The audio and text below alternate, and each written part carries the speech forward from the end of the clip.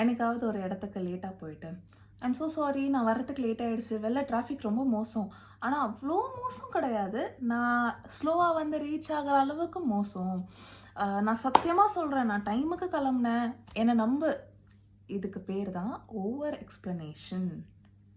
உங்களோட மூளை உங்கள் எண்ணங்களோட ஒரு மினி மேரத்தானே ஓடிட்டு வந்திருக்கும்.